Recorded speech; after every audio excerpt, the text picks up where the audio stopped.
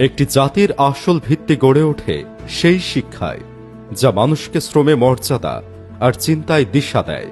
কেউ গড়ে দেশের কাঠামো, কেউ রক্ষা করে জীবন, কেউ আঁকে আগামী দিনের নকশা।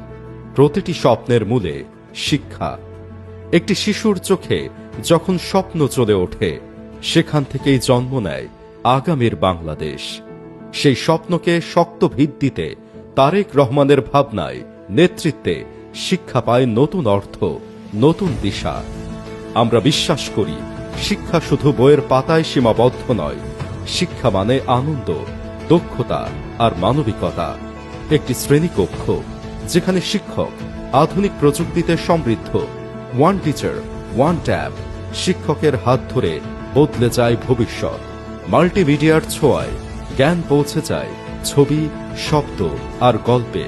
আমরা চাই এমন শিক্ষা যেখানে শেখা মানেই আনন্দ, টিমওয়ার্ক, মূল্যবোধ, সহমর্মিতা। শিশু নয়, গড়ে উঠবে সুনাগরিক। বাংলার পাশে ইংরেজি, আর তার সাথে পৃথিবীর দরজা খোলা তৃতীয় ভাষা, যাতে আমাদের সন্তানরা দেশে বিদেশে সমান আত্মবিশ্বাসে এগিয়ে যেতে পারে। কারিগরি দক্ষতা, খেলার মাঠের শৃঙ্খলা, সংস্কৃতির সুরে মননশীল মানুষ। শিক্ষা হবে জীবনমুখী, স্বপ্নমুখী। পরিচ্ছন্ন পরিবেশ, সুস্বাস্থ্য আর একবেলা পুষ্টিকর খাবার। কারণ সুস্থ দেহেই জন্ম নেয় উজ্জ্বল মন।